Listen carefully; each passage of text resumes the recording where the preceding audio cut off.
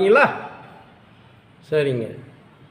ஒருத்தன் தன்னுடைய நிலத்தில் நின்றுக்கிட்டு புலம்பிக்கிட்டு இருக்காங்க. எனக்கு பொழப்புக்கு ஒன்றுமே இல்லையே, வருமானமே இல்லையே அப்படின்னு சொல்லி புலம்பிக்கிட்டு இருக்கான். அப்போ அந்த நில மகள் அதை பார்த்துட்டு சிரிக்கிறாங்க. சிரிச்சிட்டு சொல்கிறா, வருமானம் இல்லையேன்னு சொல்லி புலம்புறிய, நீ நிற்கிறிய இந்த நிலம் இருக்குல்ல, இந்த நிலத்தை நல்லா பண்படுத்தி பயிர் வச்சுட்டா உனக்கு எவ்வளவோ பொண்ணும் பொருளும் இந்த பூமியே கொடுக்குமே. இந்த நிலம் இருக்க, இந்த நிலமே உனக்கு எக்கச்சக்கமான பொண்ணையும் பொருளையும் கொடுக்குமே. உண்மைதாங்க. நீங்கள் விவசாயத்தை மட்டும் ஒழுங்காக பண்ணனா அந்த விவசாய நிலம் இருக்க, அதே உங்களுக்கு பல வருமானங்களை கொடுக்கும். நிறைய பொண்ணும் பொருளும் கொட்டும். அதெல்லாம் விட்டுட்டு லாபம் இல்லைன்னு நினைக்காதீங்க, லாபம் இல்லைன்னு புலம்பாதீங்க, கலங்காதீங்க, தடம் மாறிடாதீங்க.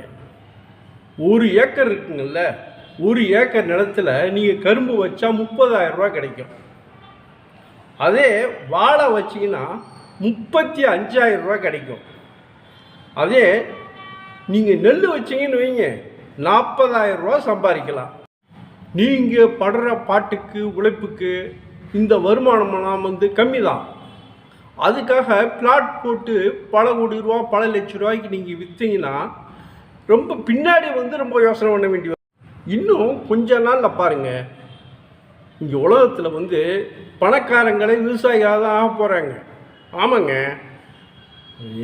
விவசாயி சேத்துல கால் வச்சாதான் மற்றவங்கெல்லாம் சோத்தில் கை வைக்க முடியும். அந்த மாதிரி தான் நிலைமை. பணம் சம்பாதிக்க எத்தனையோ தொழில்கள் இருக்கலாங்க. ஆனால் இன்னும் உணவு கொடுக்கறது விவசாயம்தான், விவசாயிக்கு தான். அதை மறந்துடாதீங்க.